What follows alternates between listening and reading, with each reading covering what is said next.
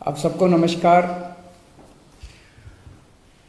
नगर निगम के दिल्ली नगर निगम के एमसीडी के अभी चुनाव होने वाले थे 9 तारीख को। जो दिल्ली चुनाव आयोग है, स्टेट इलेक्शन कमीशन है दिल्ली का, उन्होंने सुबह सुबह एक प्रेस इनविटेशन भेजा कि आज शाम को 5 बजे चुनाव आयोग एमसीडी के चुनावों की तारीख का ऐलान करेगा, डेट्स ऐलान करेगा, किस तारीख को नॉमिनेशन होगा, किस तारीख को विड्रॉ किया जा सकता है, चुनाव किस तारीख को होंगे। शाम को 5 बजे चुनावों का ऐलान होना था, तारीखों का ऐलान होना था। 4 बजे, उसके 1 घंटा पहले, केंद्र सरकार ने चुनाव आयोग को चिट्ठी लिखी कि हम दिल्ली के तीनों नगर निगमों को एक साथ एक नगर निगम बनाने जा रहे हैं, इसलिए आप ये चुनाव टाल दीजिए। 5 बजे चुनाव आयोग ने चुनावों केंद्र सरकार के कहे के मुताबिक चुनाव टालने का ऐलान कर दिया। शायद भारत के इतिहास में पिछले 75 साल में आज़ादी के बाद से पहली बार ऐसा हुआ होगा कि केंद्र सरकार ने सीधे किसी राज्य के चुनाव आयोग को चिट्ठी लिख के चुनाव टालने के लिए कहा है। लोगों के अंदर बातचीत चल रही है कि 2-3 बातें चल रही हैं। 7 साल से 8 साल से केंद्र में भारतीय जनता पार्टी की सरकार है। 8 साल, अगर इनको तीनों एमसीडीज को एक साथ करना था, इकट्ठा करना था, 8 साल में इन्होंने क्यों नहीं किया? चुनाव की तारीखें ऐलान करने के 1 घंटा पहले इनको अचानक याद आई कि अब हमें तीनों एमसीडी को इकट्ठा करना है, इसलिए चुनाव टाल दिए जाएं। तो लोग कह रहे हैं कि एमसीडी को इकट्ठा करना, एक करना तो बहाना है, मकसद चुनाव टालने का था।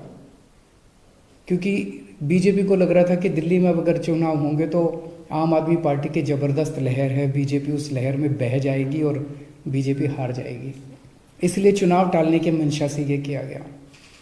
दूसरा, ये भी लोग कह रहे हैं कि चुनावों का तीनों नगर निगम एक साथ करने से क्या लेना देना है। आज 3 नगर निगम हैं दिल्ली में, 272 वार्ड हैं, कुछ इसमें कुछ इसमें कुछ इसमें। तो तीनों नगर निगम के काउंसलर अपने अलग अलग नगर निगम में बैठते हैं। चुनाव हो जाने दीजिए, अगर तीनों को इकट्ठा भी कर दोगे आप तो वो एक जगह बैठने लग जाएंगे। दोबारा चुनाव कराने की क्या जरूरत है? अभी चुनाव रोकने की क्या जरूरत है? चुनाव टालने की क्या जरूरत है? चुनाव करवाओ, नए काउंसलर आएंगे और नए काउंसलर जो भी आएंगे वो जब तक तीनों नगर निगम है तीनों में बैठ जाएंगे, एक नगर निगम होगा वो एक साथ आके बैठ जाएंगे। तो चुनाव टालने की तो जरूरत ही नहीं थी। लेकिन मकसद तीनों नगर निगम एक साथ करने का नहीं था। अगर करना होता तो 7 साल में कर लेते ये लोग। मकसद था चुनाव टालने का। ये देश के लिए अच्छा नहीं है। दोनों चीज़ें अच्छी नहीं हैं। जो केंद्र सरकार ने चिट्ठी लिख के चुनाव टालने को कहा वो भी ठीक नहीं है, और चुनाव आयोग केंद्र सरकार के सामने झुक गया और चुनाव टाल दिए, ये भी अच्छा नहीं है जनतंत्र के लिए। मेरी हाथ जोड़ के प्रधानमंत्री जी से अपील है, प्रधानमंत्री जी,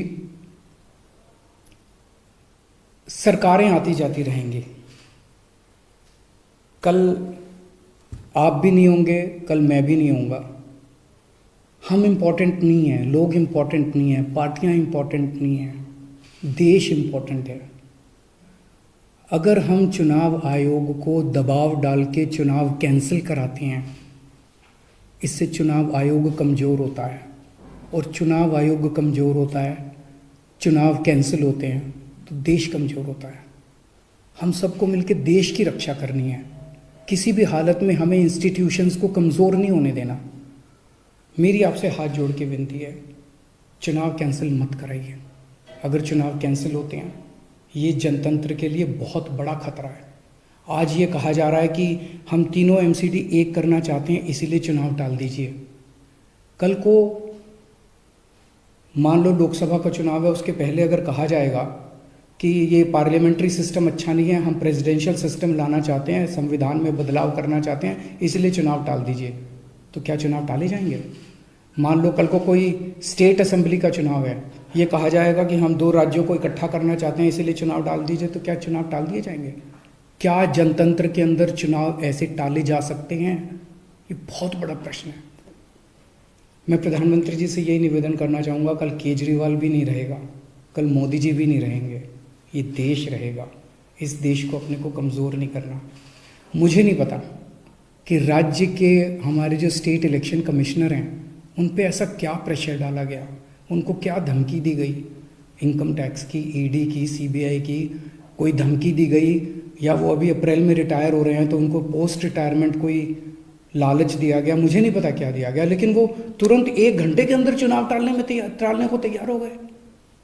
ऐसे संस्थाएं कैसे चलेंगी? और मैं हमारे स्टेट इलेक्शन कमिश्नर से भी कहना चाहूँगा कि सर, अगर आप ऐसे चुनाव टाल देंगे, ये तो जनतंत्र ही नहीं बचेगा।